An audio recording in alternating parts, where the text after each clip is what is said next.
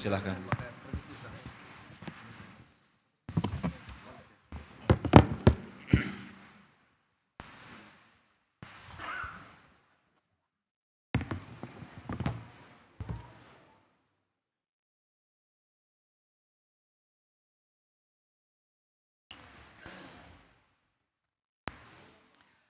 Madani. Saya lihat panjenengan ini ndredeg saya. Ini nampak apa ya, militan banget itu. Khas Sukoharjo banget. Jadi kita kalau ke Malang kan adem-adem gitu ya. Wajah itu wajah tenang, ditipu boleh, mau diakali monggo itu. Sukoharjo ini apa? Gelut gitu loh. Masya Allah. Pertama saya nyampe tadi pas antum sholat maghrib jamaah.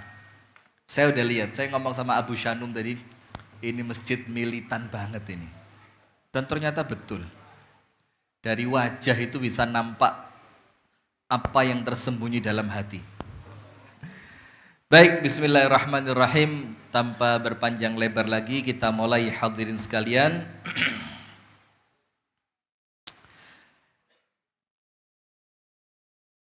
Assalamualaikum warahmatullahi wabarakatuh.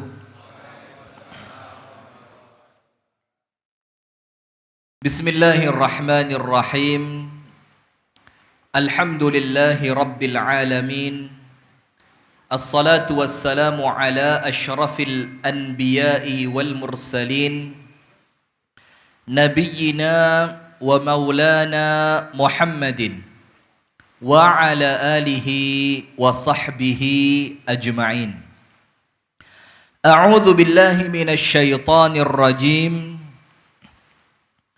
Ya ayyuhalladzina amanu taqullaha haqqa tuqatih wa la tamutunna illa wa antum muslimun. Allahumma inna nas'aluka ilman nafi'an wa na'udzu bika min ilmin la yanfa'. Amin ya rabbal alamin. Amma ba'du. Hadirin sekalian, ibu-ibu dan bapak-bapak, jamaah pengajian tabligh akbar Masjid Barokah Seliran Sukoharjo. Betul ya? Baru kali ini saya betul. Biasanya nyebut nama masjid itu wolak-walik. Alhamdulillah ini berkahnya nama ya di sini Ustaz. Termasuk tadi antum cerita tadi Ustaz, bagaimana ketika masjid yang lain sempat terkendala karena pandemi COVID-19. Ini alhamdulillah karena keberkahan nama masjid yaitu barokah, maka termasuk di antara makna barokah itu bertambahnya kebaikan. Maka yang tidak bisa ngaji ke masjid lain datangnya ke masjid barokah, dan akhirnya berkahnya bertambah. Alhamdulillah. Dan insya Allah kalau berkahnya bertambah, bangunnya seminggu selesai lah ini. Butuh dana berapa Ustadz? Kecil sekali. Cuma 100.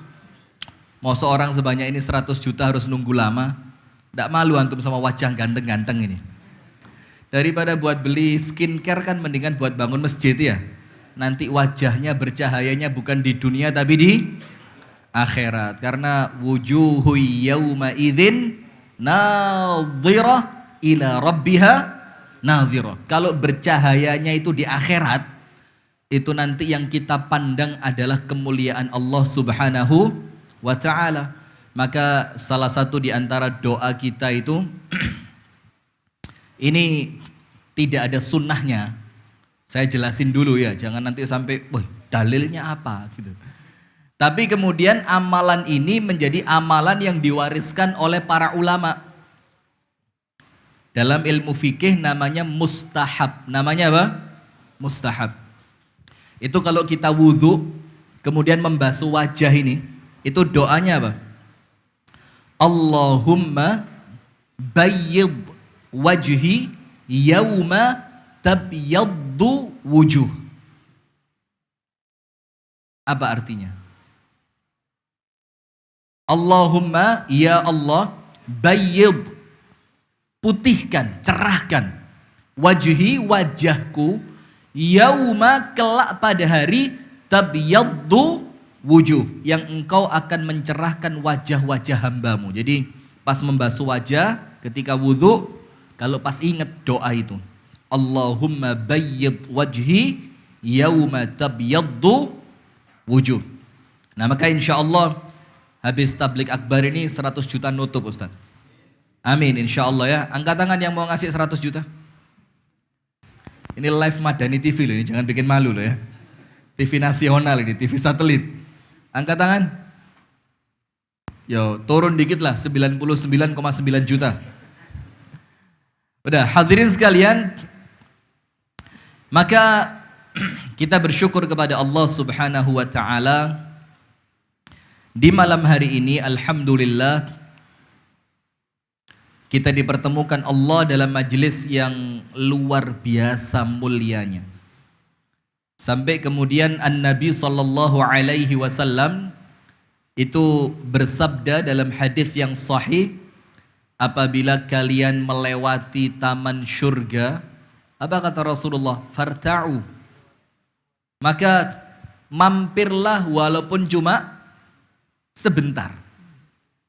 Kemudian para sahabat tanya, ya Rasul, apa yang engkau maksudkan taman syurga yang engkau perintahkan kami untuk mampir ke sana? Apa kata Rasulullah? Hilaqudz dzikir, yaitu halaqah atau komunitas-komunitas zikir. Dan para ulama mengatakan di antara bentuk dan arti zikrullah, zikir, itu adalah majelis ilmu. Nah maka saking besarnya keutamaan majelis ilmu, maka tidak semua orang oleh Allah diberi kesempatan. Seperti yang antum juga sampaikan tadi, ini majelis yang Allah berikan keutamaan luar biasa. Maka tidak semua orang dikasih kesempatan hadir. Karena orang yang duduk di majelis ta'lim keinginannya oleh Allah dikabulkan. Maka saya terus ngomong di setiap majelis yang saya isi, saya bilang sambil ngaji monggo sambil doa. Doain orang tua kita, doain anak kita, doain keluarga kita, doain orang-orang yang kita kenal yang sedang sakit, ada masalah, doain diri kita, doa sama Allah yang banyak. Kemudian yang kedua, nanti ketika antum pulang, insya Allah biiznillah husnudzon, dosa antum 0.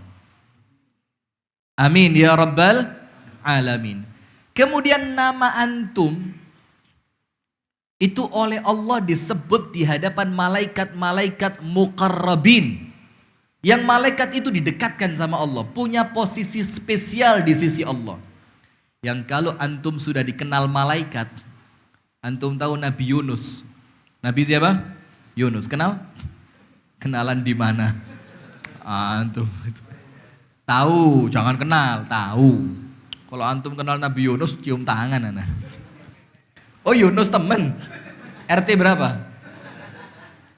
Nah maka Nabi Yunus alaihi salam ibnu Matta itu ketika ditelan ikan paus, di dalam perutnya ikan fi dzulumatin thalath, ditutupi 3 lapis kegelapan. Nomor 1, gelapnya malam, gelapnya dasar lautan, dan gelapnya perut ikan paus. Zikir dengan zikir yang antum semuanya hafal. La ilaha illa anta subhanaka inni kuntu minadz zalimin. Ini zikir ajaib. Karena Nabi Yunus dikenal malaikat, malaikat yang ada di langit gempar. Apa yang terjadi?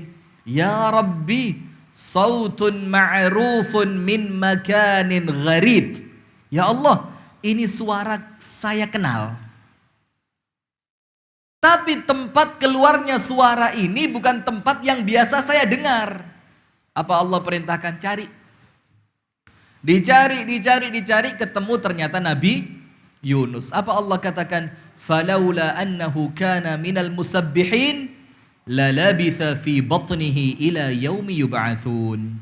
Kalaulah dulu sebelum ditelan ikan paus, bukan ketika susah, bukan, ketika senang. Sekiranya dulu dia tidak rajin berzikir, maka dia akan tetap dalam perut ikan paus sampai kiamat. Berarti penting tidak dikenal malaikat. Penting tidak? Antum kalau mau meninggal, malaikat rebutan. Oh ini kenal anak, ahli masjid barokah ini. Tidak boleh nyabut nyawa sembarangan. Hati-hati, itu malaikat maut diinstruksikan. Entuk-entuk. Bahasa Sukoharjonya pelan-pelan apa? Alon-alon. Entuk-entuk ngerti? Nggak ngerti antum? Kurang gaul antum ya. Pelan-pelan katanya. Kenapa? Ini jamaah masjid barokah. Tidak boleh nyabut nyawanya sakit. Setelah dicabut, disimpan, dibawa naik ke langit, kasih minyak wangi, balik ke alam kubur, dapat nikmat kubur. Kenapa? Dikenal oleh malaikat. Dan antum yang duduk di majelis taklim oleh Allah dikenalkan pada malaikat. Fulan bin Fulan, Alzam bin Azam. Masya Allah. Pencolotan dek kursi gak rutu-rutu. Saya tunggu kapan rutu ya hari ini. Ternyata insya Allah calon mujahid. Amin. Nah, maka karena besarnya keutamaan majelis taklim, tidak semua orang bisa duduk. Ada orang sempat, tapi Allah kasih sakit. Ada orang sehat, tapi Allah bikin gak sempat. Sing kebangetan sehat, sempat, gak berangkat. Ini rodok ini. Ini malaikat kenalnya kenal mokong ini. Baik mokong banget ini. Nah maka mengerti mokong ya. Tidak ngerti juga. Salah tempat pengajian saya. Nah maka hadirin sekalian kita bersyukur kepada Allah. Alhamdulillah kita sama Allah diberikan kesempatan, diberikan kemampuan, diberikan waktu, diberikan kesehatan. Akhirnya bisa duduk di majelis yang insya Allah mengingatkan kita kepada Allah, mendekatkan kita dengan sunnah Rasulullah yang salah satu keutamaannya man amila salihan min dzakarin aw untha wa huwa mu'minun falanuhyiyannahu hayatan thayyibah. Allah akan kasih kehidupan yang baik buat antum semua. Amin ya rabbal alamin. Kemudian pemirsa Madani TV dimanapun Anda berada, salawat beriring salam semoga tercurahkan dan terlimpahkan kepada uswah kita, suri tauladan kita, Nabi besar, Nabi agung, An-Nabi Muhammad sallallahu alaihi wasallam. Sebelah sini. Kue enggak usah, enggak bisa makan saya, ceramah. Ada tas plastik kan? Jazakumullah. Ini bawa pulang. Kurang keren itu, tidak ada tutupnya. Ini sengaja yang ada tulisannya diadepin kamera. This is a special coffee subuhan, Baker Subuhan Sukoharjo. Masya Allah. Ciptakan rasa kehangatan bersama kopi. Kenapa nggak bersama istri? Susah. Kenapa? Oh jomblo. Walhamdulillah. Ana doain antum istiqomah jomblo. Mudah-mudahan yang jomblo cepat nikah. Amin.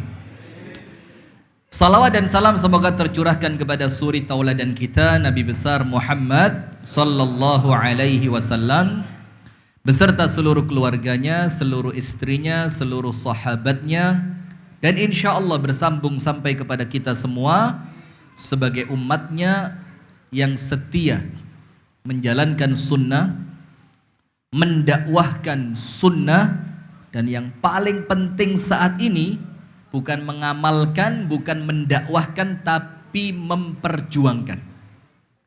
Memperjuangkan sunnah Nabi ila yaumil qiyamah. Hadirin sekalian, jamaah Masjid Barakah Seliran Sukoharjo yang semoga dirahmati oleh Allah Subhanahu wa ta'ala, dan kepada seluruh pemirsa Madani TV dimanapun Anda berada. Di malam hari ini kita akan membahas mengenai perangkap-perangkap fitnah. Kalau ceramah tentang fitnah akhir zaman, itu sudah banyak antum dengar. Kalau ceramah tentang apa sih fitnah itu, insya Allah antum ngerti. Kalau cerita bagaimana sih kita terhindar dari fitnah, insya Allah cari di Google, antum buka, keluar 12, 17 untuk terhindar dari fitnah. Tapi malam hari ini kita akan bercerita, akan menyampaikan di hadapan hadirin sekalian perangkap-perangkap fitnah yang kita nggak sadar. Bahwa yang kita lakukan, yang kita amalkan, yang kita kerjakan, yang kita sampaikan, itu terkadang juga termasuk perangkap yang akan mengarahkan kita masuk ke dalam fitnah. Sebelum masuk, yang mudah saja, sebentar saya mau sampaikan, mudah-mudahan di Sukoharjo tidak menjadi kontroversial. Amin. Tapi insya Allah kalau di sini aman semua ya. Televisi yang kurang aman ini. Antum dengar berita kemarin ada salah satu ikhwah kita yang nendang sesajen di Semeru. Tahu beritanya? Sekarang berbalas apa? Apa yang menjadi dampak dari perbuatan itu apa sekarang? Dibales 1000 sesajen untuk kota titik-titik, arak-arakan 1000 sesajen titik-titik, mengumpulkan sukarela 1000 satu dibalas berapa? Bukan 1000 sudah ribuan. Nah sekarang kita mau tahu enggak? Memang yang kita amalkan itu, saya yakin insya Allah kita husnudzon sama saudara muslim kita. Dia niat mau memurnikan tauhid. Dia tidak rela ada suatu persembahan yang dipersembahkan untuk selain Allah. Walaupun itu untuk Allah pun caranya juga tidak benar. Maka dengan semangatnya, dengan niatan baiknya itu ditendang. Tapi kenapa di video? Juga antum tidak tahu itu punya siapa.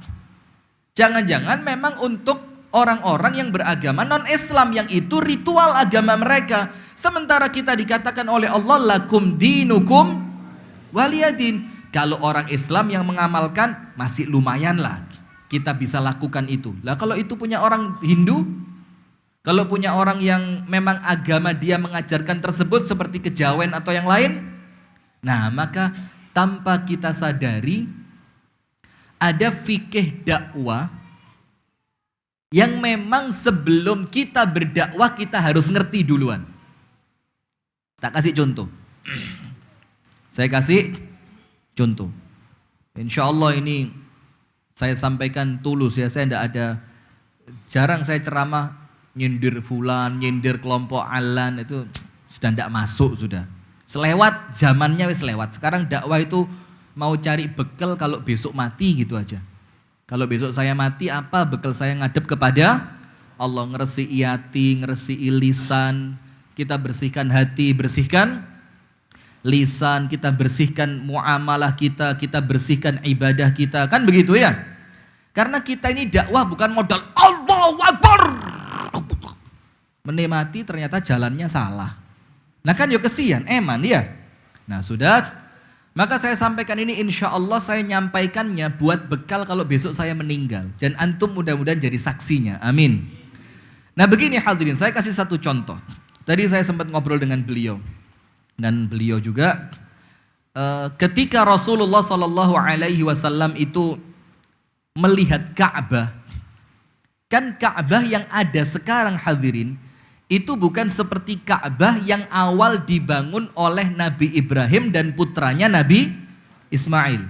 Maka kalau antum lihat Ka'bah kan kotak, terus ada sedikit setengah lingkaran itu. Aslinya bangunan Ka'bah itu ya setengah lingkaran masuk. Setengah lingkaran itu termasuk bangunan Ka'bah. Maka aslinya bukan persegi 4 tapi persegi panjang. Nah ketika Rasulullah SAW yang Allah mengutusnya itu apa? Rahmah. Rahmat yang Allah hadiahkan untuk manusia. Tentu dakwahnya juga dakwah yang apa? Rahmat. Nah sudah. Maka Nabi SAW melihat Ka'bah tidak sesuai bangunan asli yang dibangun oleh Nabi Ibrahim dan Nabi Ismail. Apa Rasul katakan kepada Ibunda Aisyah? Fima ma'na, dalam hadis yang kurang lebih maknanya begini. Wahai Aisyah radhiyallahu taala anha, kalau saja umatmu ini tidak baru masuk Islam, artinya umatnya dalam keadaan baru masuk Islam, apa Rasul katakan? Akan aku hancurkan Ka'bah ini dan akan aku bangun kembali seperti Ka'bah yang dibangun oleh Nabi Ibrahim bersama Nabi Ismail. Tapi karena kaummu masih baru masuk Islam, saya khawatir nanti dikira Muhammad datang hanya untuk menghancurkan Ka'bah. Nah, sekarang panjenengan perhatikan. Berarti oleh Nabi Muhammad, Ka'bah itu dibiarkan dengan bentuk yang telah dirubah atau dibangun seperti aslinya Nabi Ibrahim dan Nabi Ismail. Dirubah atau dibiarin? Padahal seharusnya penting enggak itu? Penting, kiblat hadirin. Ini kiblat. Dan ini bangunan inna awwala baiti wudhi'a lin-nasi lalladzi bi Bakkah. Bangunan yang Allah langsung yang memerintahkannya untuk dibangun. Dan yang bangun tidak macam-macam. Bukan tukang Sukoharjo. Nabi Ibrahim plus putranya, Nabi juga, Nabi Ismail, yang kemudian batunya sampai sekarang masih disimpan yang namanya Makom Ibrahim. Banyak orang kita salah paham, dikira Makom Ibrahim itu kuburan. Makom itu bahasa Arab, Indonesianya tempat berdiri. Qoma yaqumu, berdiri. Tempatnya makom. Tempatnya apa? Makom. Nah, batunya itu hadirin dalam hadits riwayat Bukhari itu bisa naik turun sendiri. Ketika ambil batu bata itu batu turun. Sret. Nabi Ibrahim ambil. Nanti batu batanya mau dipasang itu batu bisa naik sendiri. Belum ada lift, belum ada. Ini lift gaib ini. Iya.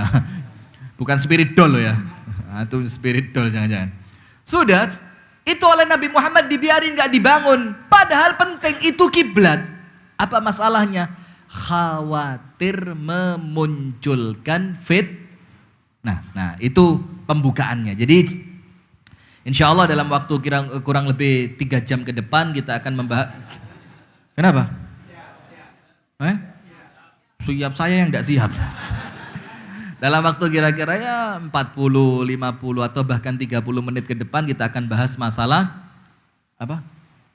Perangkap fitnah, artinya sesuatu yang potensial memunculkan fitnah, tapi kemudian kita tidak menyadarinya bahwa itu akan membuka fitnah. Sip, yang pertama. Hadirin sekalian yang dirahmati oleh Allah Subhanahu wa taala, ibu-ibu dan ada ibu-ibu? Ada, banyak. Alhamdulillah. Ibu-ibu, ada ibu-ibu? Bu, panjenengan ngapain di belakang? Ada layar kamera? Ada. Terus Anda ngelihat layarnya atau dengerin suaranya? Oh, dua-duanya, bagus. Ini yang saya harapkan, jangan-jangan make ngene toh. Repot kalau begitu ya. Sudah. Hadirin sekalian yang dirahmati dan diberkahi oleh Allah, yang pertama, kita mau secara singkat saja, apa sih fitnah itu apa? Fitnah itu apa? Secara garis besar, arti fitnah secara bahasa itu ibtila, wamtihan, wakhtibar. Intinya apa? Ujian. Intinya apa? Ujian. Itu makna yang pertama secara bahasa. Jadi kalau dibilang kamu terkena fitnah, berarti engkau sedang terkena ujian. Dites sama Allah. Maka itulah dibilang sesungguhnya anakmu, istrimu adalah fitnah. Apa artinya? Ujian. Bagaimana anak kita bisa menjadikan kita semakin dekat kepada Allah? Bagus. Kalau anak kita menjauhkan kita dari Allah, berarti anak menjadi apa? Fitnah. Itulah kenapa Sayyiduna Ali ibnu Abi Thalib radhiyallahu taala anhu mengatakan, aku ini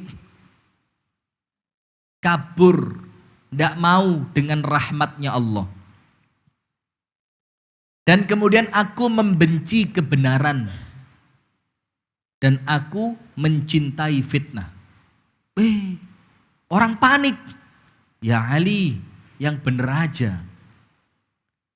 Rahmat Allah kita butuh, ente kok lari? Al-haq, kebenaran kita cari, kenapa antum benci? Kemudian fitnah kita takut, lah antum cinta. Apa kata Amirul Mukminin Ali ibnu Abi Thalib? Yang pertama, saya lari kabur dari rahmatnya Allah karena Rasul mengatakan hujan itu adalah rahmat. Antum kalau hujan bagaimana? Ngiyup. Apa bahasa Inggrisnya? Berteduh. Berteduh. Berarti antum lari dari apa? Rahmat. Kemudian membenci kebenaran. Apa arti membenci kebenaran? Allah dan Rasulnya menjelaskan al-mautu haqqun. Kematian itu apa? Kebenaran. Siapa yang pengen mati? Angkat tangan.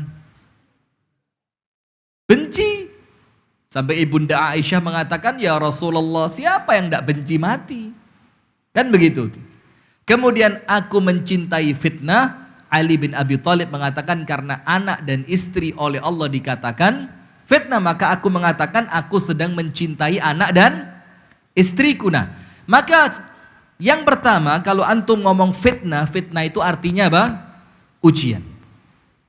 Nah, tapi di dalam istilah syariat, selain fitnah itu dimaknai ujian, fitnah itu pula dimaknai kerusakan yang memunculkan kehancuran. Dibilang zaman apa? Zaman yang penuh dengan fitnah. Bukan sekedar artinya zaman yang penuh dengan ujian, bukan. Kalau ujian hadirin, mulai zaman Nabi Adam sudah ada ujian. Betul enggak? Tapi kenapa zaman kita dibilang zaman puncaknya fitnah? Karena di zaman ini muncul banyak kerusakan. Contoh, laki-laki berdandan seperti perempuan boleh enggak? Boleh enggak? Kalau antum jawab enggak boleh. Bisnis entertainment itu menguntungkan. Jadi enggak ada istilah enggak boleh buat mereka. Antum tahu jurnalistik? Apa jurnalistik itu apa? Dunia pemberitaan. Itu kan ada namanya kode etik jurnalistik. Apa yang boleh dilakukan, mana yang kurang boleh, macam-macam lah. Tapi begini, untuk dunia jurnalistik, ketika antum cerita tentang gajah, itu beda antara jurnalistik, orang yang ngerti jurnalistik, dan pembaca atau penikmat gajah. Kalau penikmat gajah, ngelihat gajah nomor satu yang paling terbersit di pikiran antum apa? Besar. Kalau orang jurnalistik enggak, kecil panjang. Dan dia enggak salah. Terakhir di penutup, itu ekornya. Jadi setelah cerita, gajah itu kecil. Bingung kan Anda? Ya apa ini? Gajah kok kecil ini dari mana? Akhirnya Anda tertarik untuk apa? Membaca, Anda baca terus. Dan dia panjang, berbulu, bisa bergerak. Loh, ya apa sih? Terakhir, dan itu sedikit yang saya ceritakan tentang ekornya gajah. Secara jurnalistik tidak salah. Karena dia sedang mendeskripsikan sebagian dari gajah. Nah, maka hadirin sekalian, kalau kita mau ngomong fitnah, itu adalah zaman kerusakan. Munculnya banyak kerusakan. Maka laki-laki berdandan seperti perempuan dalam Islam dilaknat. Bukan cuma haram, tapi apa? Allah melaknat laki-laki yang bergaya seperti perempuan. Dan sebaliknya, perempuan bergaya seperti laki-laki. Sekarang di televisi, muncul enggak? Muncul? Ada yang pernah datang ke stasiun televisi untuk dakwah bahwa itu haram? Angkat tangan. Loh, terus antum tahu tapi diem aja gitu. Ojo guyang-guyu jawaban. Loh kok ketawa ke TV? Ya apa? Ada yang pernah datang ke stasiun televisi kemudian ngomong, tolong tayangan yang ini dihapus. Kenapa? Tidak sesuai dengan apa yang Allah inginkan. Pernah? Pernah lihat banci-banci masuk TV? Lah, lihat pernah. Pernah. Terus apa sing ndek jerone ati krasa apa? Setelah antum tahu itu dilarang terus ndak bisa apa-apa. Kritik lewat apa? Sosmed dibaca? Lah terus lapo ngeritik lah gak diwoco. Nah, itu contoh saja. Bahkan sekarang mohon maaf ya, itu laki dan perempuan, itu saya pernah lihat dengan mata kepala saya sendiri, itu di perayaan karnaval acara 17 Agustusan dan guru di belakangnya murid-murid. Gurunya laki pakai daster, pakai lipstik, di perutnya dikasih pelembungan. Ditulis apa? Korban suami sering sarungan. Di belakangnya murid-muridnya niru, ada kira-kira 10 apa 20 orang begitu. Ikut yang sama. Padahal itu di dunia pendidikan. Coba, ini kerusakan atau bukan? Nah, itu yang dimaksud dengan fitnah. Jadi yang pertama artinya fitnah itu ujian. Arti yang kedua, fitnah itu apa? Kerusakan. Berarti kalau dibilang zaman penuh dengan fitnah, berarti di zaman ini lebih tepatnya bukan sekedar zaman penuh dengan ujian, tapi zaman yang penuh dengan kerusakan. Sunnah Nabi ditinggalkan, perkara-perkara yang menyelisihi sunnah diamalkan, orang-orang yang berdakwah dijauhkan, orang-orang yang mengajak pada keburukan didekatkan. Itu namanya zaman fitnah. Nah sekarang kita mau tahu ada beberapa di antara perangkap fitnah yang kemudian kita tidak sadar bahwa itu fitnah. Nomor satu, hati-hati ya, hati-hati. Dan saya sampaikan ini sekali lagi kepada pemirsa Madani TV, kita sampaikan agar jangan sampai justru kita yang menginginkan kebaikan, ternyata kita menjadi sumber fitnah. Nomor satu, alimun wa muta'allimun. Fitnahnya pelajar dan pendidik. Fitnahnya apa? Pelajar dan pendidik. Antum pelajar atau pendidik? Pernah ngajari anaknya baca Al-Quran? Pernah. Pernah ngajar di musola ya kultum teraweh gitu pernah? Pernah. Ya sudah, berarti antum yo pengajar yo belajar. Dan kami juga sama. Kami juga terus belajar dalam keadaan Allah beri kesempatan untuk ngajar. Alhamdulillah. Nomor satu, fitnahnya pelajar dan pendidik. Contoh yang pertama. Jadi banyak orang ngajar itu tidak ngerti bahwa yang dia ajarkan itu mengandung fitnah. Tak kasih dalil. Tak kasih apa? Dalil. Karena katanya ceramah tanpa dalil itu ibarat pus. Karena apa-apa nih ceramah kok dongeng gitu.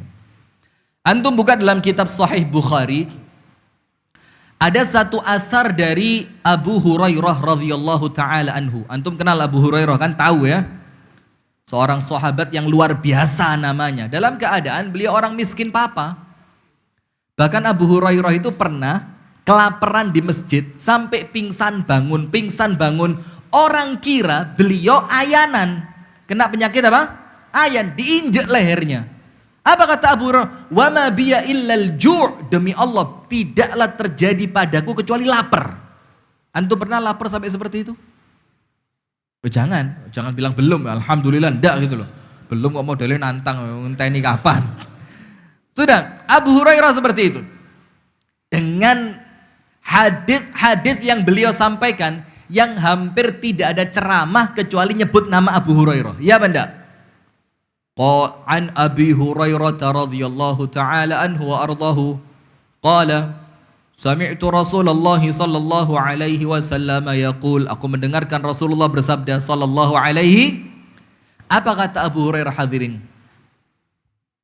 Dalam hadis fima makna yang kurang lebih maknanya begini. A'tani Rasulullah sallallahu alaihi wasallam wi'aini mali'aini bil ilm. Rasulullah sallallahu alaihi wasallam memberikan kepadaku 2 wadah besar berisi ilmu. Berisi apa? Ilmu. Gampangannya begini, dikasih sama Rasul untuk Abu Hurairah 2 ember berisi apa? Ilmu. Terus apa kata Abu Hurairah? Yang 1 ember saya ceritakan sama kalian. Semuanya sampai habis. Tentang sholat, tentang puasa, tentang surga, tentang neraka. Aku sampaikan sama kalian. Penuh semua tak sampaikan. Yang kedua, tidak aku sampaikan kepada kalian. Tak simpen sampai aku mati. Coba saya mau tanya. Apa hukum menyembunyikan ilmu? Boleh apa enggak orang punya ilmu kemudian ilmunya disembunyikan, enggak disebar? Boleh? Enggak boleh. Kenapa Abu Hurairah lakukan? Coba ngerti mana antum sama Abu Hurairah tentang hukum menyembunyikan ilmu? Ngerti siapa? Jelas ngerti Abu Hurairah. Tapi kenapa Abu Hurairah yang mengerti tentang haramnya menyembunyikan ilmu dari masyarakat, dari manusia, kenapa dia tidak sampaikan ilmu yang satu yang dia dapat dari Rasulullah yang penuh tadi?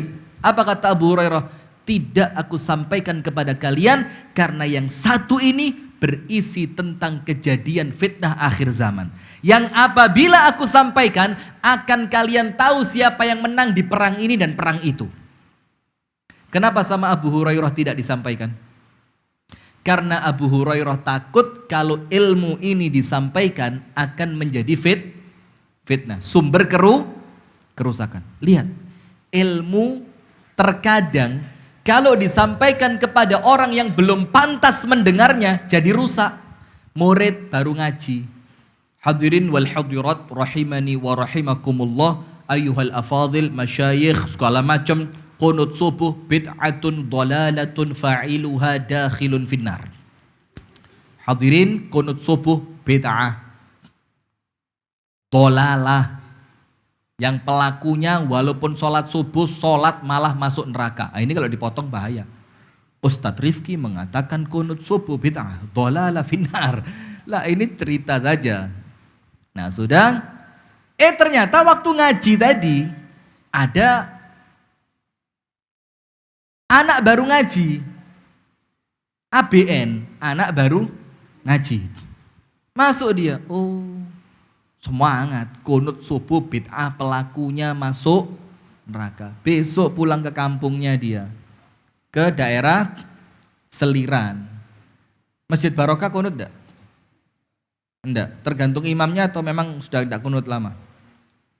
Kalau imamnya kunut. Pernah ada imam yang kunut? Ngeles antum Ustaz. Kunut nazilah. Yang kunut subuh itu loh yang apa? Nah, dan enggak apa-apa, pilihan kan? Begitu juga yang kunut kan begitu. Nah, sudah, ini pulang ke kampungnya. Bapaknya sholat subuh. Ikut dia, Pak Nandi, subuhan le, melok Pak. Sampai masjid, ternyata imamnya kunut, bapaknya angkat tangan, dicaplek be anaknya. Gak usah angkat tangan Pak, bid'ah iki Pak. Sing ngene-ngene gak usah delokin, rokok sampean Pak, iki sambil sholat tuh ini. Rusak apa enggak? Padahal yang dia sampaikan ilmu atau bukan?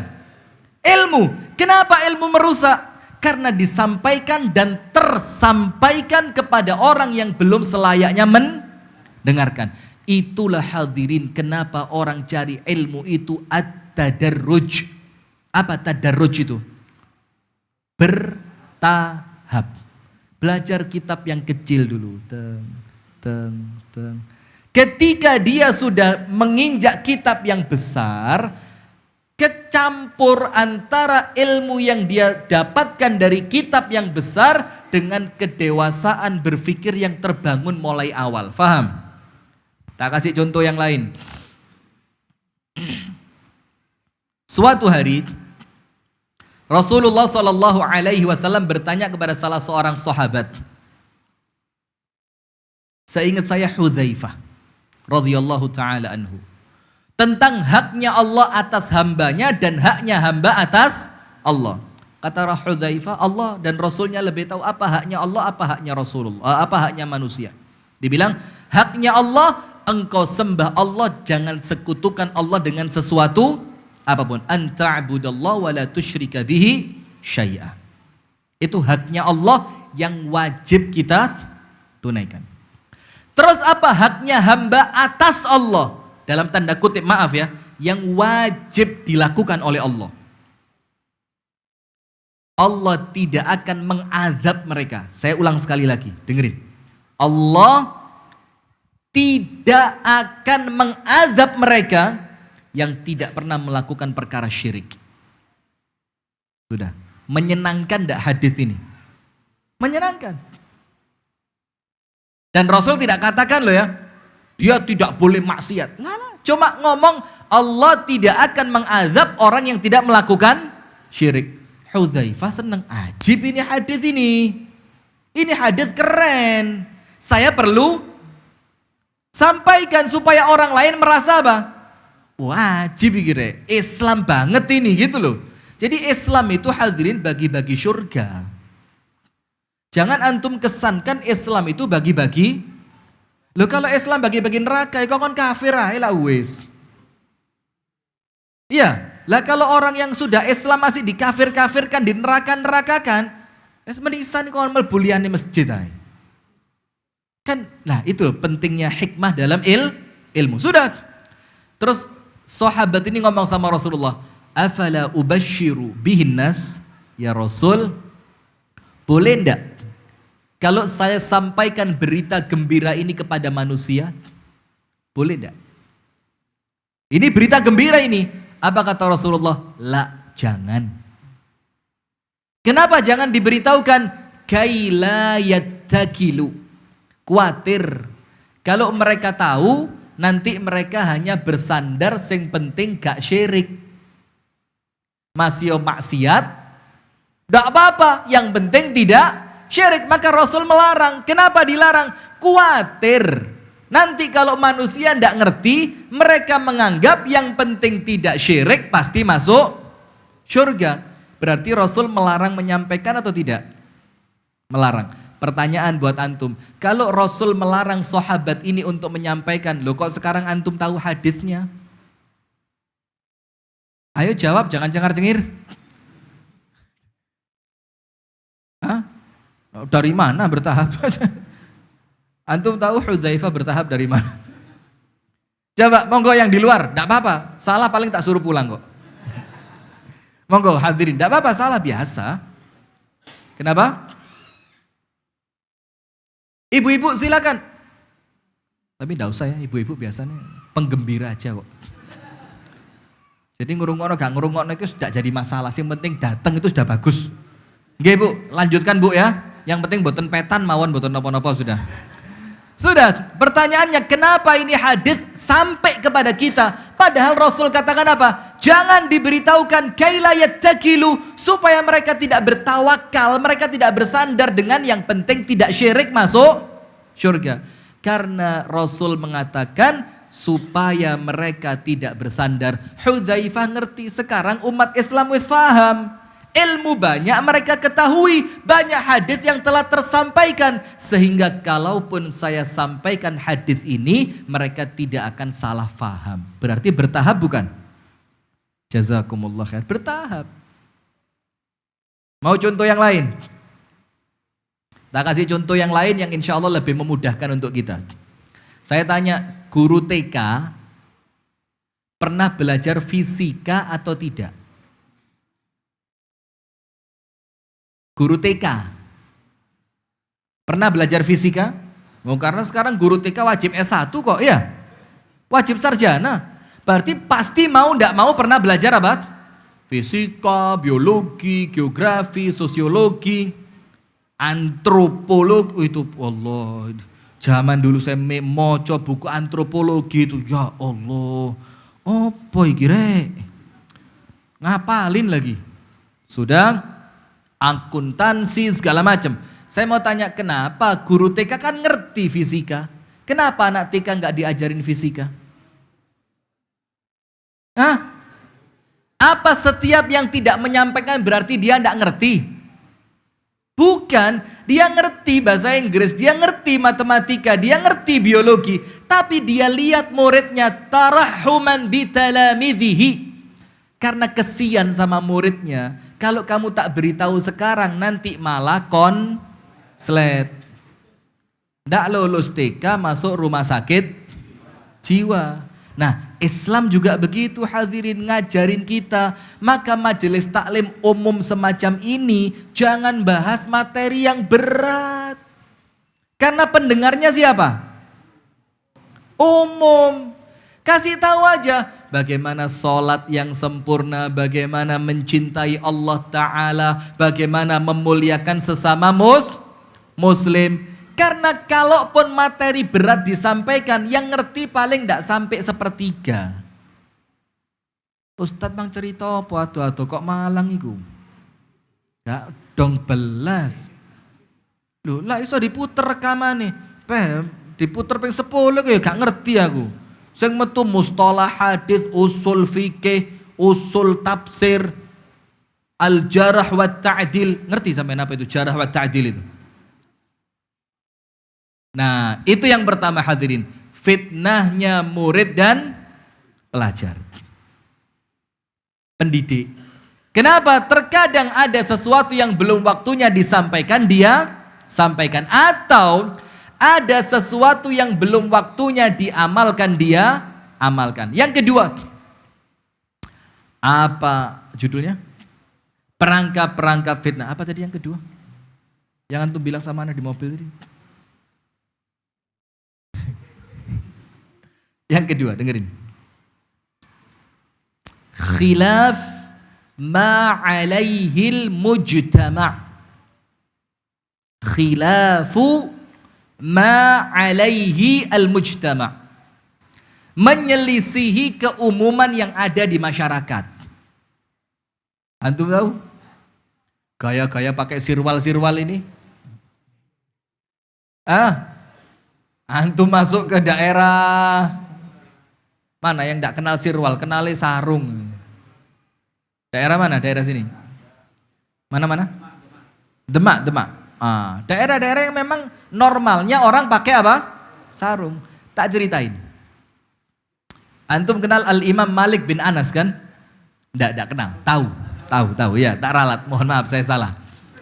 Antum tahu Al-Imam Malik bin Anas rahimahullahu ta'ala guru dari Al-Imam Asy-Syafi'i rahimahullahu ta'ala wa nafa'allahu bi'ulumihi. Semoga Allah menjadikan kita bisa mengambil manfaat dari ilmu mereka. Amin. Sudah, suatu hari Imam Malik itu safar. Safar tahu ya? Apa?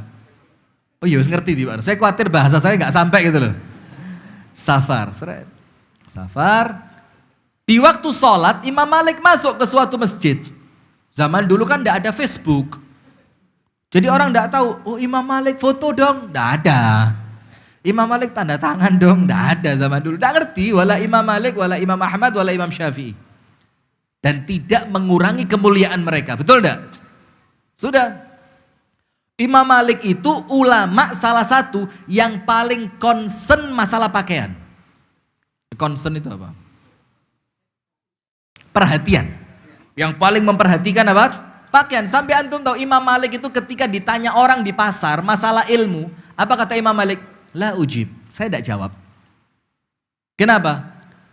I'ti ila baiti. Kamu datang ke rumahku, aku ganti pakaianku, aku duduk sesuai dengan adab ilmu, baru aku jawab pertanyaanmu. Hanya gara-gara merasa tidak boleh menyampaikan ilmu dengan pakaian yang tidak pantas dengan ilmu. Itu kalau standarnya ulama. Kita ini kan ya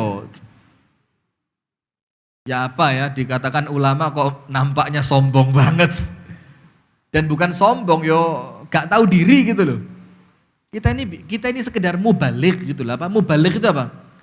Penyampai saja, kita baca bukunya ulama, kita sampaikan. Kita baca kesimpulannya para ulama, kita sampaikan. Karena kita bukan alim.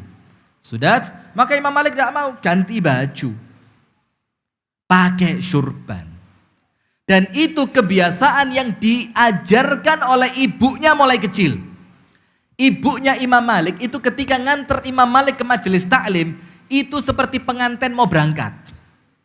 Bajunya wangi, putih, bersih, mukanya bersih, surbannya rapi, didudukkan di majelisnya ulama. Untuk menghargai apa? Ilmu. Dalam keadaan Imam Malik yang sangat concern masalah pakaian dan adab penuntut ilmu, Imam Malik ketika safar masuk ke masjid, pakai surban Imam Malik. Bahasa kita kopiah lah ya. Pakai apa? Kopiah. Dalam keadaan Imam Malik sangat ngerti. Ini hukumnya apa? Sunnah. Imamah hukumnya apa? Sunnah. Ketika masuk masjid, dilihat sak masjid tidak ada yang pakai kopiah. Bukan malah Imam Malik minta waktu di mimbar menjelaskan tentang keutamaan kopiah. Bukan, ini ngerusak ini. Iya. Takmirnya siapa? Takmir. Tolong, saya kasih waktu ya, kultum. Kuliah terserah antum. Kultum, saya mau ceritakan keutamaan menggunakan imamah. Enggak. Apa yang dilakukan Imam Malik? Surbannya dilepas. Fawadha'aha fi qummi thawbi. Itu gulungan surban dilipat rapi, dimasukkan ke dalam lengan bajunya. Karena orang zaman dulu kan seperti orang Sudan zaman sekarang. Kalau tahu pakaiannya, gamisnya orang Sudan itu kan lengannya lebar, itu bisa buat nyimpen. Nah, sama Imam Malik surban yang dilepas tadi dimasukin ke sini. Terus kenapa Imam Malik lakukan itu? Supaya tidak menyelisihi manusia. Kenapa? Khawatir orang ngelihat iki aliran apa maneh? Ahmadiyah nampaknya bukan. Syiah tapi kok surbannya putih, biasanya ireng. Dibilang kejawen tapi kok yang gak gamis. Nah, bikin orang apa? Terfit. Nah, maka hati-hati. Menyelisihi keumuman masyarakat di dalam perkara yang tidak dilarang oleh syariat itu makruh. Apa? Makruh. Kenapa? Akan menjadikan kegaduhan dan fitnah di tengah-tengah masyarakat. Maka kita ini hadirin yang normal lah, gak usah sok pengen beda dari orang lain. Sampai dikatakan dalam pepatah Arab itu apa? Khalif tu'raf. Sing uwaneh dikenal kamu. Maka tahu sebagian pesantren, kalau semua santriwatinya pakai jilbab putih semua, ada satu yang pakai jilbab warna hitam. Antum tahu kenapa dia? Kenapa dia pakai hitam? Apa? Bukan caper, dihukum. Supaya kelihatan ini anak sedang terhukum. Jadi disuruh beda. Maka orang Arab bilang khalif tu'raf, sing uaneh dikenal. Termasuk aneh itu apa? Ketika habaib yang lain pakai surban, pakai imamah, pakai gamis, yang ini keribu.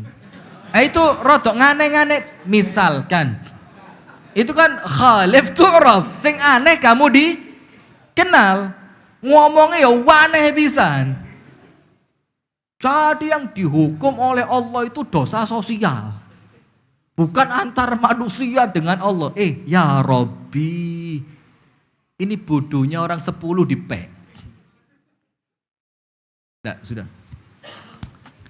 Nah, maka sampai apa? Sampai dibilang dalam pepatah yang lain, bul, pipislah. Bima izamzam tu'raf. Pipislah kamu di sumber mata air Zam-Zam, sumur Zam-Zam, terkenal kamu. Terkenal, tak jamin terkenal. Mau? Nanti kalau umroh tak antrin, dari mana letak sumurnya, pipiso di sana. Ada askar, ngirno askar itu. Pipiso di situ. Besok masuk Jawa Pos Anda. Jamaah umroh dari Indonesia terancam hukuman pancung. Kenapa? Aneh. Akhirnya menjadikan fitnah. Maka sampai ada dalam ilmu usul fikih. Nah, metu malah usul fikih. Itu apa? Al-adah muhakkamah. Apa al-adah muhakkamah itu? Adat yang umum dilakukan masyarakat itu bisa menjadi hukum. Bisa menjadi apa? Hukum. Contoh, tidak boleh menyelisihi selama tidak dilarang oleh syariat. Karena kalau Anda menyelisihi, Anda malah menyelisihi syariat. Tak kasih contoh mau? Misalkan di seliran ini, kalau mau nikah itu harus bukan syariat, ini adat di daerah apa? Seliran. Itu harus bawa kasur ke rumah calon mempelai wanita. Contoh saja, misalnya.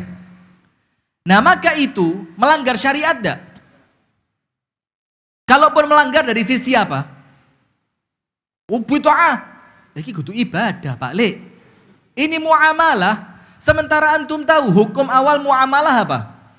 Halal, mubah sampai ada dalil yang melarang. Dan hukum awal ibadah apa?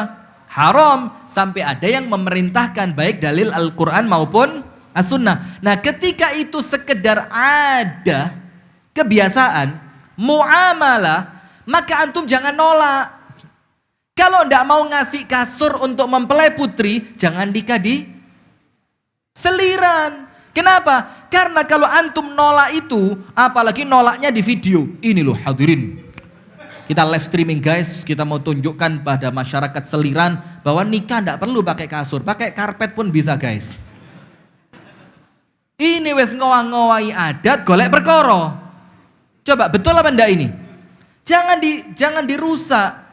Menyelisihi kebiasaan masyarakat itu menjadikan kita akan memunculkan fitnah. Akan memunculkan apa? Fitnah. Nah, maka contohnya tadi, ketika ada adat ketika pernikahan selama tidak melanggar syariat loh ya.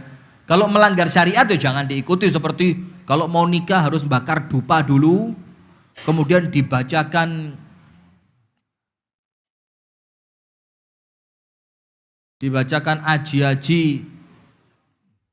aji-aji apa gitu sampai nanti apa, ya itu jelas melanggar syariat. Kalau tidak ngasih sarung, seserahan. Kalau di Betawi ada roti apa?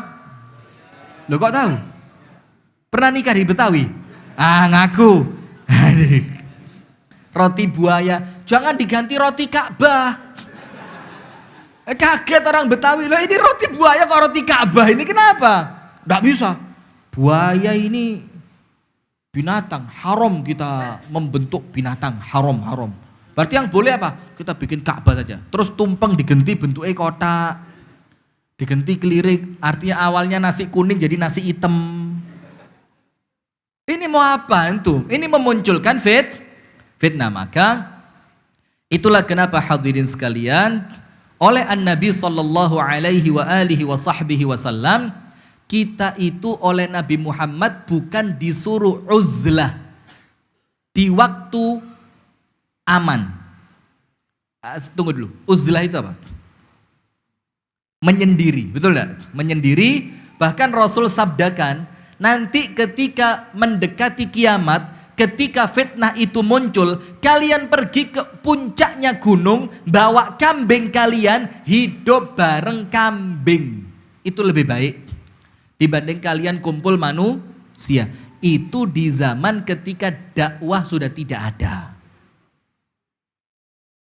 Tapi ketika dakwah masih ada seperti ini, apa Rasul katakan? Alladzi yukhalitun nas.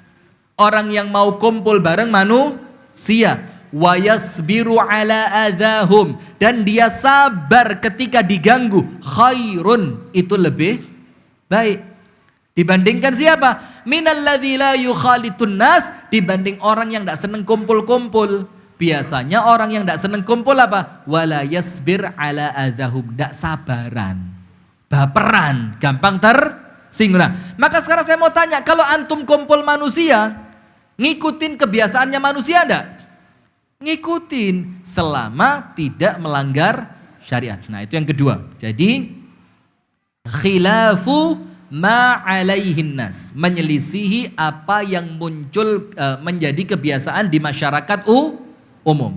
Kalau masyarakat umumnya pakai sarung, Kalau memang antum lihat masyarakatnya tidak terganggu kalau antum pakai gamis, ya sudah, tidak apa-apa. Tapi kalau masyarakat merasa terganggu ketika antum mengamalkan sunnah, maka jangan diamalkan. Tak kasih fatwanya Syekh Utsaimin. Antum buka dalam kitab Syarah Riyadus Shalihin yang diberikan penjelasan oleh Syekh Muhammad bin Saleh Al-Utsaimin rahimahullahu ta'ala. Apa Syekh Utsaimin katakan? Ahyanan, terkadang, tarkus sunnati minas sunnah. Meninggalkan sunnah itu justru sunnah. Terkadang, jadi tidak selalu loh ya. Jangan difahami, oh Ustadz Rifki mengajak kita meninggalkan sunnah. Jadi memang rodok repot, sekarang apa-apa direkam itu, ini termasuk fitnah juga. Terkadang, meninggalkan sunnah itu sunnah. Artinya apa? Terkadang antum itu mengamalkan sunnah, antum menghidupkan sunnah dengan meninggalkan sunnah. Tak kasih contoh, apa kata Syekh Utsaimin? Meninggalkan tawarruk. Tawarruk itu apa? Sujud apa? Duduk tahiyat ketika sholat 3 rakaat atau 4 rakaat, tahiyat akhir. Duduknya yang kaki sebelah kirinya itu dikeluarin dikit. Betul enggak? Dan itu untuk space tempat, lebih makan tempat dibanding duduk iftirosh, ya enggak? Kalau iftirosh kan cuma 2 kaki aja santai, dia enggak seberapa makan tempat. Tapi kalau duduknya tawarruk yang sedikit miring begini, itu kalau orangnya gemuk seperti, jangan baper. Ana belum nyebut baru ngelihat lo ya. Sekat delok tok wis ngaku. Nggak usah, santai aja. Orangnya sedikit dapat nikmat kelebihan berat badan gitu ya, nikmat loh ini. Itu yo ngejeleke itu iso ngerobohno wong telu. Ini miringnya gini orang 3 bisa gerutu gitu. Malah rusak sholatnya orang ya. Nah, maka kata Syekh Utsaimin, terkadang meninggalkan sunnah duduk tawarruk ketika tahiyat akhir itu malah sunnah. Padahal sunnahnya tawarruk.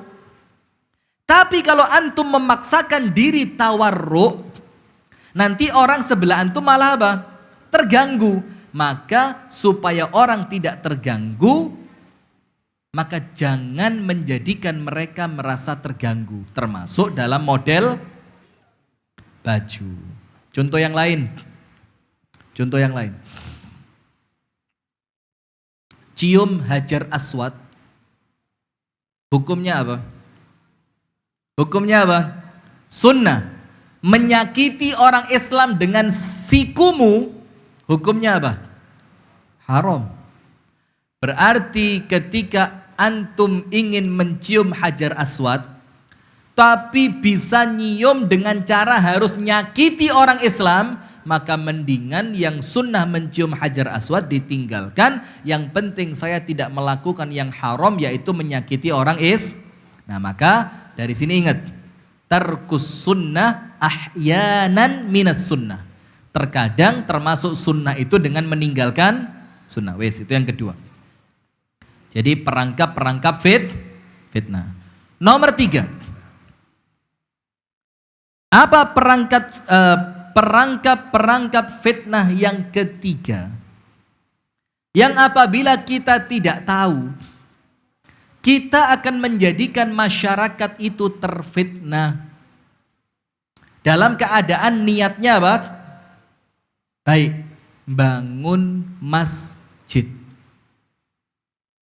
Binaul masjid. Ustadz, yang bener aja antum kalau ceramah. Bangun masjid kok fitnah, itu ya apa? Antum tahu Masjid Dirar? Wis mulai. Jujur, angkat tangan yang enggak tahu Masjid Dirar. Tahu ya? Ya wis, lanjut yang keempat. Loh, jadi tahu. Percuma saya ceramah kalau antum sudah tahu ya. Baru ngaku belum, tadi malu-malu. Maka dibilang ada 2 penghalang orang dapat ilmu. Nomor 1 al-haya, malu. Nomor 2 al-kibr, sombong. Jadi orang yang malu itu tidak dapat ilmu. Yang kedua apa? Sombong. Nah, bangun masjid. Bisa enggak bangun masjid jadi fitnah? Bisa enggak bangun masjid jadi fitnah? Bisa. Dan ini perangkap fitnah hadirin. Apa maksudnya? Di desa antum ada satu masjid jami. Masya Allah. Dibangun mulai tahun 1709.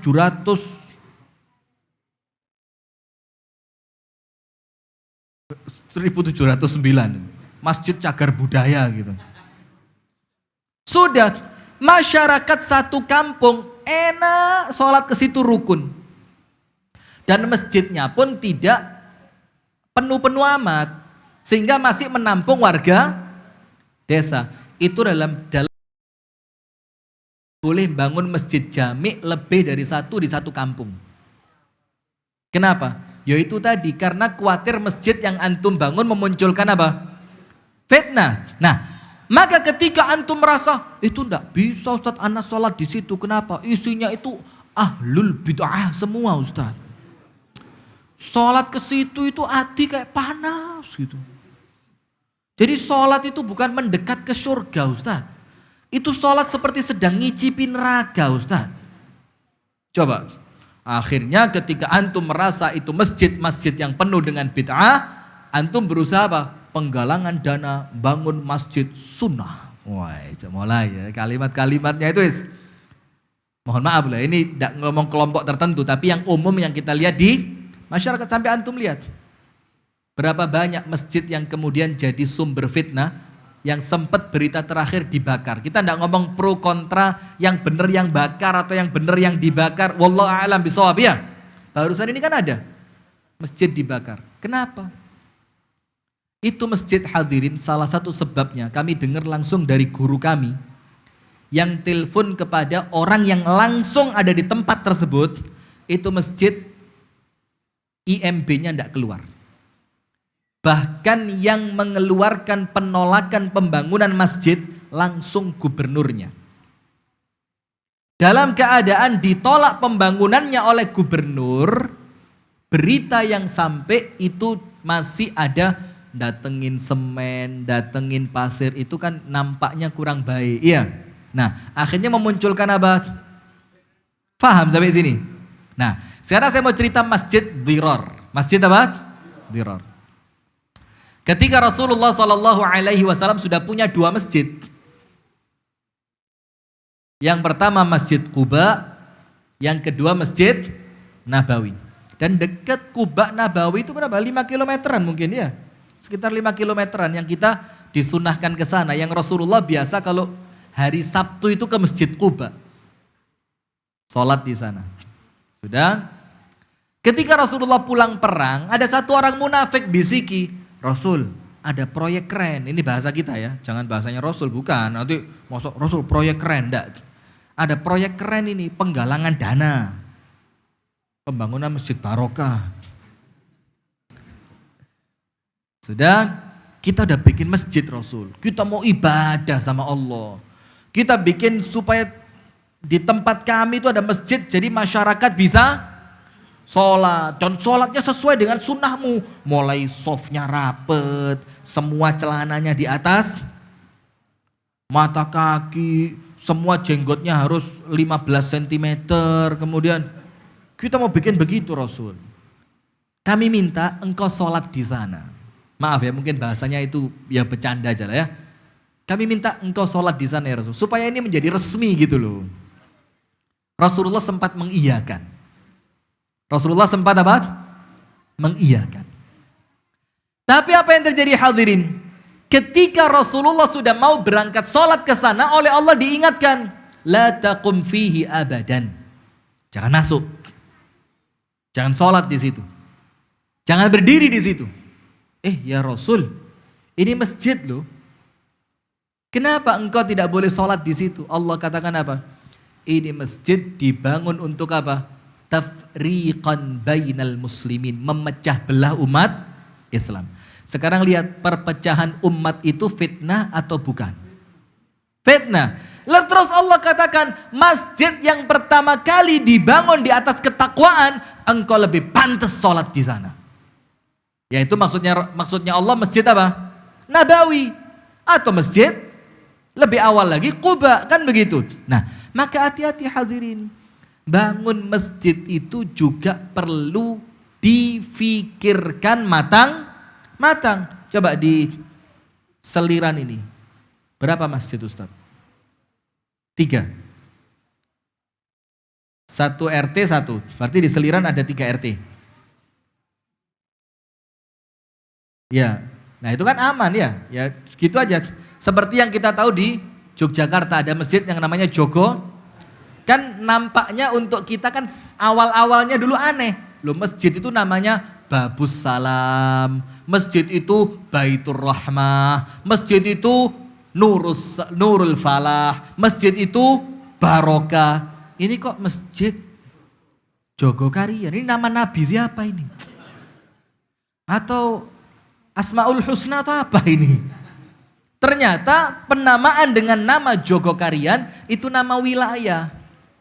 Tujuannya apa? Untuk skup dakwah. Berarti pada lingkungan Jogokarian masjidnya ini. Untuk dakwah di sekitaran Jogokarian dipusatkan di sini. Untuk masyarakat Jogokarian diharapkan sholatnya ke sini. Coba kalau di situ ada masjid satu lagi. Terus masjid yang satu itu pakai klaim lagi. Diklaim. Ini masjid lebih begini. Lebih mendekati Bukhari Muslim ini. Semua amaliyah di masjid kita itu bisa dicarikan dalilnya dalam Bukhari Muslim. Antum mau hadis nomor berapa, pojok sebelah mana? Kita carikan nanti. Mulai masjid itu sunnahnya tidak ada tiangnya. Karena tiang itu nanti memecah shaf. Sampai masjid itu tidak boleh ada mihrabnya. Antum tahu enggak hadirin? Syekh Albani rahimahullahu ta'ala. Alzam, tolong ya. Ini jangan-jangan pansos ini. Nanti bentar lagi lewat lagi ya, nak. Sini lagi ya, atau duduk sini sekalian. Udah, guyon-guyon. Sudah? Ngomong apa tadi? Syekh Nasiruddin Al-Albani dalam kitabnya sifat salat Nabi kalau saya tidak salah, tapi saya pernah baca, itu mengatakan mihrab ini bid'ah. Mihrab ini apa? Bid'ah. Jadi menurut beliau dan ini sama sekali tidak jadi masalah loh ya. Jadi bukan berarti kita mengatakan ini seakan-akan kita menyalahkan Syekh Albani. Loh, sopo ana siapa Syekh Albani, betul enggak? Beliau ulama yang luar biasa, jasanya besar, ilmu hadisnya luar biasa, dan beliau seorang ulama yang memang sudah sepak terjangnya itu diketahui dan diakui. Tapi ingat, beliau mengatakan mihrab itu hukumnya apa? Bid'ah. Jadi yang betul kata beliau, itu masjid itu ya kotak saja sudah. Kotak aja. Nanti shaf yang pertama itu imam. Baru shaf kedua, ketiga itu diisi makmum dan seterusnya. Nah, tapi artinya hadirin, jadi ketika antum mau bangun masjid, itu harus diskusi betul dengan masyarakat. Panggil tokoh-tokoh masyarakat, betul enggak? Tujuannya apa? Agar jangan sampai masjid yang antum dirikan malah menjadi sumber perpecahan umat dan pada akhirnya menjadi perangkap munculnya fitnah. Sudah berapa sekarang? 3. Nomor 1 tadi apa? Pelajar dan pendidik. Kadang-kadang menyampaikan sesuatu yang belum saatnya disampaikan dan pelajarnya terlalu semangat dalam menyampaikan dalam keadaan ilmunya belum sempurna. Nomor 2 apa? Menyelisihi keumuman yang ada di masyarakat. Ini Islam loh, ini tidak boleh. Nomor 3, sebagian dari pembangunan masjid. Nomor 4, fitnah inkaru al-munkar. Fitnah apa? Inkarul munkar. Apa inkarul munkar itu? Mengingkari kemungkaran. 3 jam betul ya? Lah, jujur. Maaf, biasa selesai jam berapa? Jangan ngomong relatif, jam. Jam itu udah ada. Jam berapa sekarang? Jam relatif Ustaz. Loh, Masih kurang lama loh ini. Yang keempat, inkarul munkar. Apa inkarul munkar itu? Mengingkari kemungkaran. Antum saya yakin pernah dengar hadis, man ra'a minkum munkaran falyughayyirhu biyadihi. Barang siapa di antara kalian melihat munculnya kemungkaran, kalimatnya Rasulullah apa? Fal yughayyirhu biyadihi. Ini fi'il amr dan langsung tidak nunggu besok, langsung rubah kemungkaran itu dengan apa? Yad, tangan, kekuatan, kekuasaan. Baca penjelasan Al-Imam An-Nawawi rahimahullahu ta'ala dalam kitab Syarah Sahih Muslim. Apa Imam Nawawi katakan?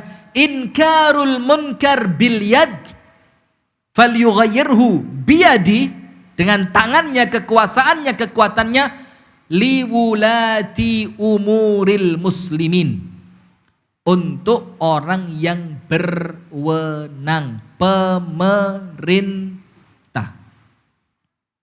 Jadi bukan mentang-mentang rubah dengan kekuatan, hancurkan. Antum yang besok hancur masuk daftar teroris nasional. Ya opo. Dan maaf hadirin, ndak usah kepancing emosi. Main cantik. Main apa? Cantik. Kalau antum sekarang langsung sikat, hancurkan, bakar, Allahu Akbar. Besok yang ngomong subhanallah saja tidak boleh. Kenapa? Salah cara. Salah apa? Cara. Boleh tidak Ustadz dengan kekuatan? Boleh. Selama memang antum orang yang berwenang dalam perkara itu. Betul apa enggak? Nah sudah. Kalau tidak bisa dengan tangan, fabilisani, dengan apa? Lisan. Lisan itu hadirin dengan lisan hikmah, bukan dengan lisan bodoh, musyrik, ta'al ya musyrik, masuk neraka cepet syrik. Bilisan itu lisan apa? Hikmah, nasihat.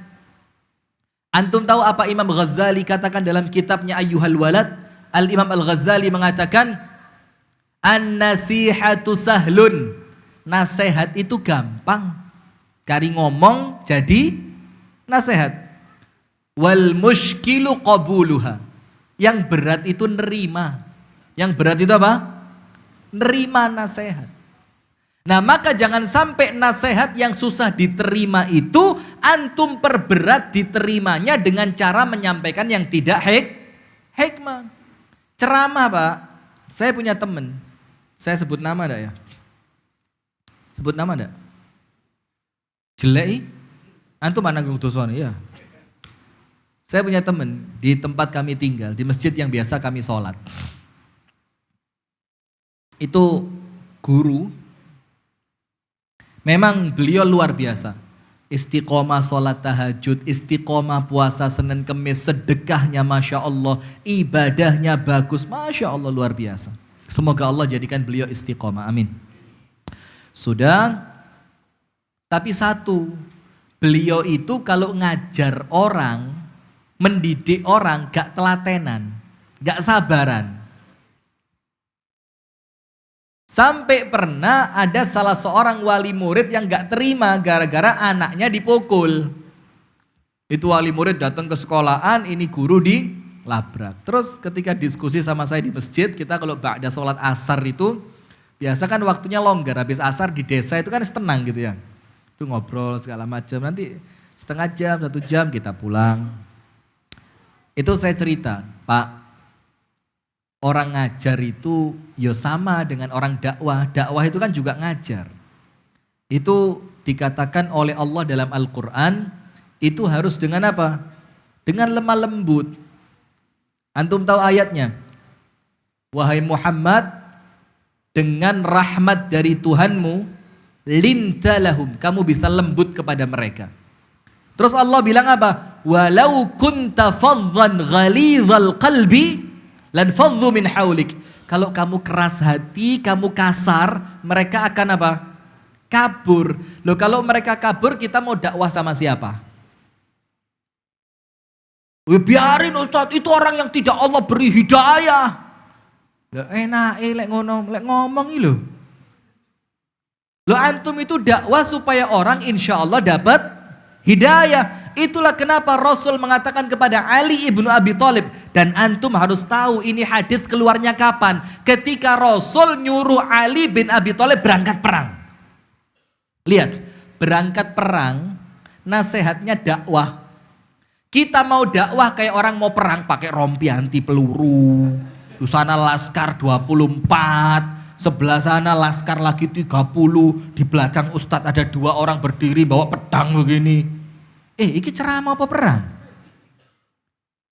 Ya mohon maaf, gara-garanya inkarul munkar, mengingkari kemungkaran sebelum-sebelumnya kita salah.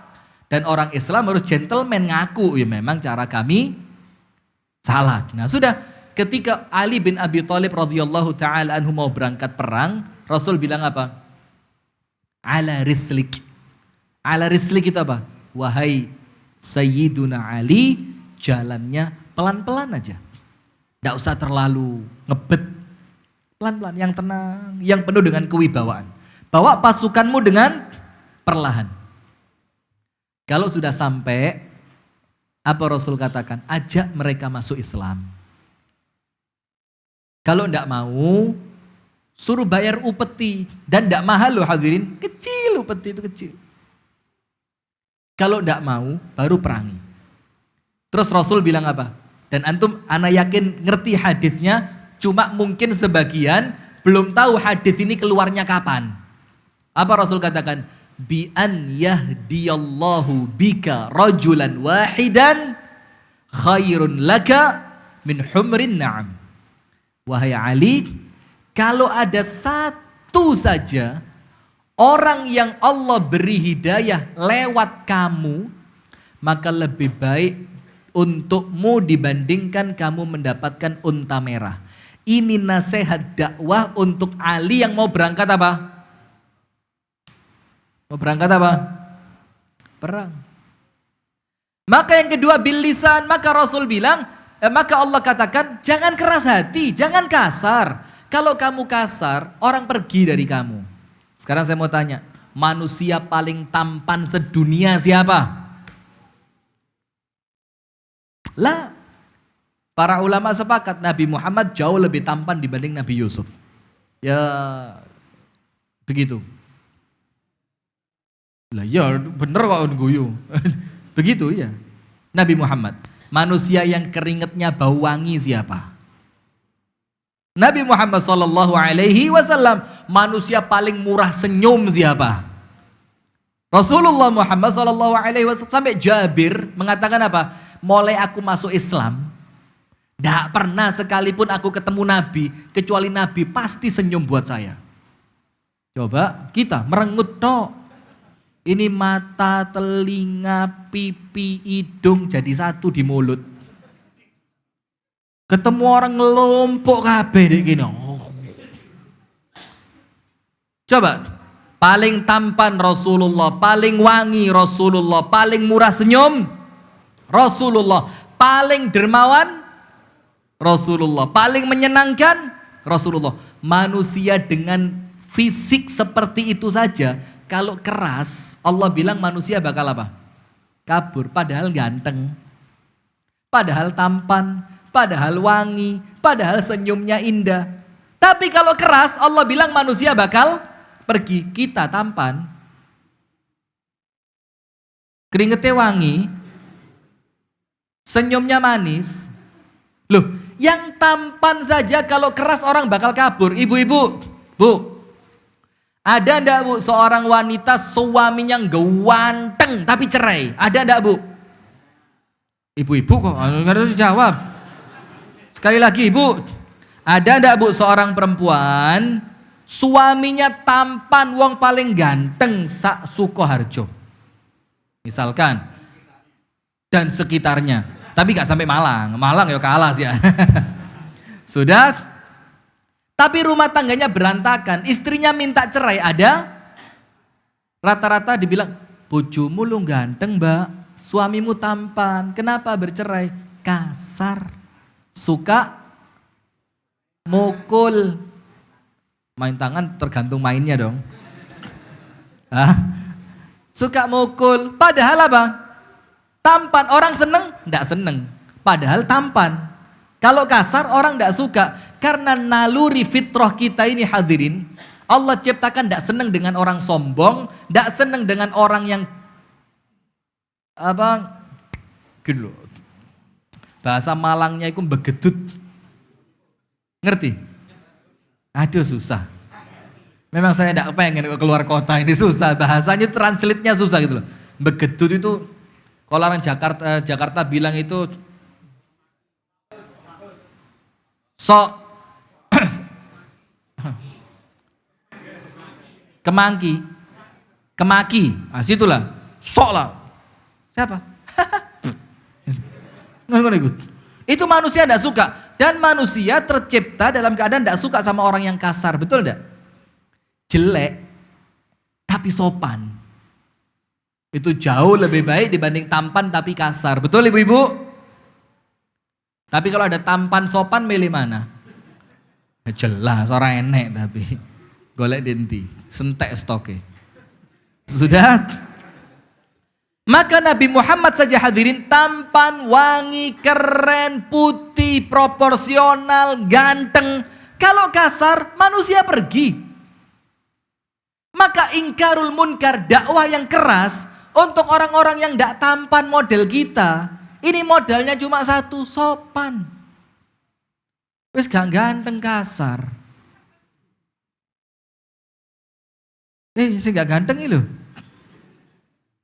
Ya jos senyum-senyum aja. Sudah keringetnya ndak wangi, kasar. Sudah pelit, kasar. Nah maka kalau ndak mampu dengan kekuatan dengan lisan. Kalau tidak mampu dengan lisan apa? Faman lam yastati' fabil qalbi, dengan hati. Dengerin penjelasannya para ulama. Rasulullah sallallahu alaihi wasallam kenapa memberikan ruang mengingkari kemungkaran dengan hati, padahal mengingkari kemungkaran dengan hati tidak merubah apapun. Kenapa sama Rasul dikasih ruang?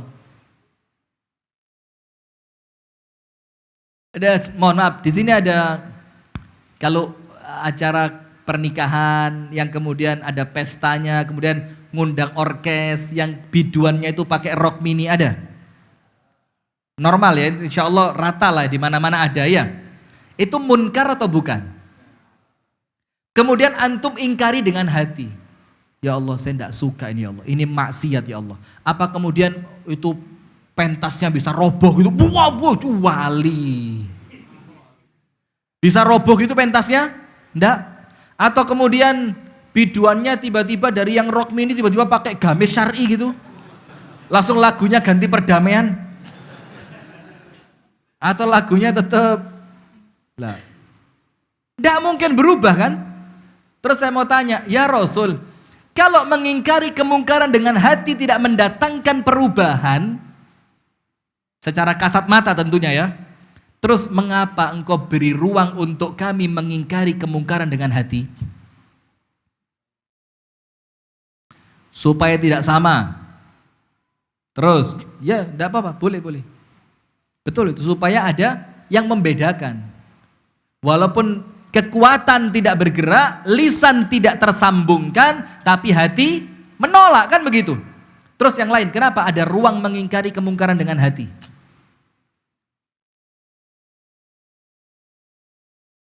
Jangan pura-pura mikir loh ya. Saya khawatir saya terlanjur nunggu jawaban memang ini tau. Tiba nahan ngantuk. Kenapa hadirin? Karena Rasul tahu dua perkara. Nomor satu, la yukallifullahu nafsan illa wus'aha. Allah tidak pernah membebani kita di luar batas kemampuan. Maka memang ada orang-orang yang tidak mampu secara kekuatan, tidak mampu secara lisan, maka dikasih ruang mengingkari dengan hati. Nomor 2. Karena Rasulullah tidak menginginkan adanya inkarul munkar yang menyebabkan kemungkaran yang lebih besar. Betul tidak? Contoh yang pertama tadi, nendang sajen. 1 ditendang, berapa muncul? Coba. Padahal sebelumnya mereka tidak pernah show force. Tidak pernah ada festival 1000 sajen. Kapan sejarahnya? Kenapa kok sekarang muncul, diekspos? Kita yang beriman hadirin, umep ini. Serius umep ini. Ya Allah. Sing bikin tambah umep, kok sing? Pemirsa Madani TV. Yang menjadikan semakin mendidih apa? Dalam keadaan itu kemungkaran besar dan kita tidak mampu melakukan apapun. Betul tidak? Nah maka kenapa ada ruang mengingkari kemungkaran dengan hati? Karena Rasul tahu, karena bakal ada mengingkari kemungkaran yang memunculkan kemungkaran yang lebih besar. Tak kasih contoh. 1 rumah ibadah orang kafir dibakar, besok dibangun lebih besar, lebih bagus. Iya banda? Iya banda? 1 lokalisasi dibakar, besok pemerintah keluarkan izinnya. Kenapa dibakar? Tidak ada izin. Oke. What do you want? Permit? Oke, I give permit. You know English? What? Apa susahnya tanda tangan? Lawang draftnya itu tinggal kopas tadi. Draft perizinannya itu loh ya. Mohon maaf yang ngerti gitu-gituan. Betul enggak? Kopas. Lewat mana keluar izin? Legislatif. Legislatifnya siapa? Antum kenal sendiri. Jadi pakai apa? Maka pengen apanya kembali? Lah sudah lah. Waduh, sekadung. Al-barokah loh ini. Nggak bisa diedit ini ya. Tapi tidak apa-apa, udah biasa ya. Insya Allah. Nah, maka itulah hadirin. 1 tempat pelacuran dibakar gara-gara tidak ada izin. Besok izinnya turun dibangun lebih keren. Ya? Pernah ngelihat tempat ibadah dibakar jadi lebih bagus? Tempat pelacuran dibakar jadi lebih bagus? Banyak. Itulah kenapa sama Rasul dikasih mengingkari kemungkaran dengan hati. Apa tujuannya? Supaya tidak memunculkan mudarat yang lebih besar. Maka para ulama mengatakan 1 kaidah besar dalam inkarul munkar. Apa itu? Tidak memunculkan kemungkaran yang lebih besar. Antum bubarkan orkes dangdut, besok masjid antum yang dibubarkan. Itulah kenapa 13 tahun di Mekah ada perang. Rasulullah dakwah 13 tahun di Mekah. Ada perang? Ada perang? Tidak. Ada kemudian Rasulullah menggalang kekuatan gitu. Ini Abu Lahab keterlaluan. Kita kalau diam terus digencet sama Abu Lahab. Mari kita galang kekuatan, kita sikat Abu Lahab. Tidak ada. Dan itu hadirin pelajaran buat kita. Ada di mana umat Islam perlu nguat-nguati sabar. Sampai Rasul katakan apa? Akan datang kepada kalian tahun-tahun yang penuh dengan kesabaran. Betul tidak? Ayyamas sabr. Apa arti hari-hari sabar itu? Yang megang sunnah seperti megang apa? Bara api, dimegang panas, kobong, leleh, dilepas. Khawatir kufur. Betul apa enggak? Tapi apa Rasul katakan? Di saat itu, nanti saya akan tunjukkan sesuatu yang ajaib buat antum. Di saat itu, orang yang mampu tetap berpegang teguh dengan sunnahku, kata Nabi Muhammad, pahalanya 50 orang. Para sahabat kaget, ya Rasul, 50 banyak loh. 50 dari kami para sahabat atau 50 orang di antara mereka. Apa Rasul katakan? Khamsina minkum. 50 orang dari kalian. Jadi satu orang di zaman fitnah bisa istiqomah di atas sunnah seperti pahalanya 50 orang sahabat Nabi. Tapi lihat, apa Rasul awali? Hari-hari penuh dengan kesabaran. Berarti apa? Mengamalkan sunnah dengan sabar. Inkarul munkar dengan sabar. Mendakwahkan sunnah dengan sabar. Maka tidak ada hari-hari penuh dengan kesabaran ceramahnya teriak-teriak. Loh, Ustadz juga teriak. Ini intonasi saja. Kalau anak tidak teriak antum ya wes kopi sentek ngantuk gak hilang.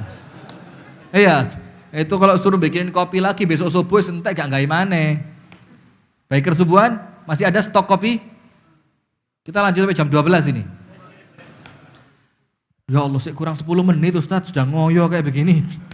Nah sudah, maka Rasul katakan, apa itu? Datang kepada kalian hari-hari penuh kesabaran. Artinya apa? Ketika ngelihat kemungkaran, sabar. Ketika disakiti, sabar. Ketika dakwah, sabar. Ketika inkarul munkar, sabar. Ketika menjalankan ibadah, dicibir. Ngerti dicibir? Dicibir itu apa? Dihina. Pakai jenggot. Ada kami punya ustadz di Jawa Timur dulu. Keren banget. Saya mau cerita, saya khawatir salah. Pokok ceritanya itu gini. Beliau kan berjenggot. Diundang ngaji ke luar kota. Ya masih di Jawa Timur. Ketika beliau mulai ceramah itu di bawah itu sebagian jamaahnya itu mbak-mbak itu. Mbak. Wedhus kok diundang ngaji gitu barang. Terus dia bilang apa? Di sini apa ndak ada banser katanya. Kalau di kampung saya PKI model begini digorok sama banser. Padahal yang teriak siapa? Jadi cerdas itu pinter. Cerdas itu pinter. Cerdas itu penting gitu loh. Seperti Muhammad Nasir, Allah yarhamu ya. Ketika ngomong di delegasi PBB mewakili Indonesia, kan beliau berjenggot. Terus sebagian orang di sana mbak-mbak. Terus kata M. Nasir apa? Saya kira saya disuruh ngomong di depan manusia. Ternyata yang dengerin saya kambing katanya. Terus orang-orang itu tidak suka karena beliau ngerokok dan rokoknya kretek. Ini bukan menghalalkan rokok, salah maneh kok. Terus bilang apa? Kami tidak mau dekat dengan kamu. Bau rokokmu kami tidak suka. Apa kata dia? Justru karena isinya rokok ini negaramu datang ke negara kami untuk jajah. Cengkehnya, tembakonya. Ini baunya yang tidak enak ini buat kalian. Begituin. Jadi cerdas itu apa? Penting. Nah, maka itu hadirin yang keempat, hati-hati. Apa temanya? Perangkap fitnah yang keempat itu ketika salah dalam mengingkari kemungkaran. Nah, itulah kenapa mohon maaf, nampaknya saat ini kita sedang mengingkari kemungkaran yang paling keren itu sekedar dengan apa?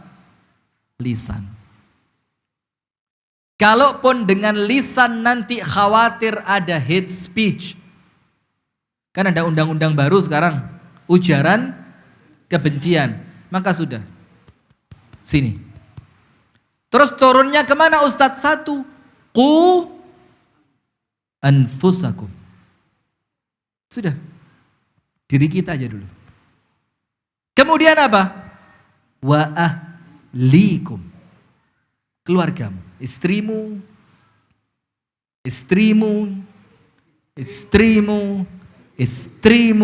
dan anak-anak dari istrimu. Itu. Loh, kalau umat yang lain tidak bisa didakwai, kenapa tidak bikin umat sendiri? Loh, Ustadz sawah, betul Ustadz ya? Antum tahu enggak? Kalau kapasitasnya satu perahu, jangan diisi 4, tenggelam. Tapi kalau nahkoda ngerti perahuku cukup buat 4 orang, antum naikkan cuma 1, zalim antum.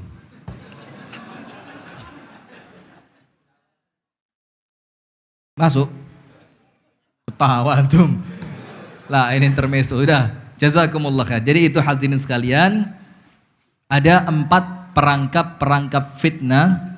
Arti fitnah di sini yang memunculkan kerusakan untuk agama Islam yang itu muncul dari kaum muslimin. Yang pertama, munculnya dari pendidik dan pelajar. Belum saatnya menyampaikan, belum saatnya disampaikan. Yang kedua, munculnya karena apa? Menyelisihi keumuman yang terjadi di masyarakat. Yang keempat, kadang-kadang niat baik untuk membangun masjid tapi ternyata tidak didiskusikan dengan baik, akhirnya dikhawatirkan seperti kejadian masjid di Dirar. Yang keempat, kesalahan dalam inkarul munkar, mengingkari kemunkaran. Pemirsa yang dirahmati dan diberkahi oleh Allah Subhanahu wa taala, itu yang dapat kami sampaikan di Masjid Al-Barakah ini. Semoga ada pelajaran yang bisa kita ambil dan mudah-mudahan menjadi ilmu yang bermanfaat. Dan saya sampaikan kepada jamaah ibu-ibu dan bapak-bapak yang ada di Masjid Barokah Seliran Sukoharjo ini, kalau ada omongan yang kurang berkenan, kalau ada candaan yang kurang baik, saya mohon keikhlasan untuk dimaafkan ya. Karena kebiasaan kami kalau ceramah seperti ini, karena kenapa pentingnya kita minta maaf sekarang? Khawatir setelah ini tidak ketemu. Jadi minta maafnya nanti di akhirat itu berat, bisa jadi pahala diambil atau dosa ditanggung. Maka saya mohon maaf ya kalau ada kalimat-kalimat yang kurang berkenan, ada candaan-candaan yang kurang sopan. Ibu-ibu, Bu, tereng tilem, jam pinten biasa nih. Atau tilem ngeriki mboten napa-napa. Ket wau kelan pun diceritani ya. Mudah-mudahan ada manfaatnya. Untuk menutup majelis ini agar lebih sempurna, kita tutup dengan doa kafaratul majelis. Subhanakallahumma wa bihamdika asyhadu an la ilaha illa anta astaghfiruka wa atubu ilaik. Kurang lebihnya mohon maaf. Assalamualaikum warahmatullahi wabarakatuh. Waalaikumsalam.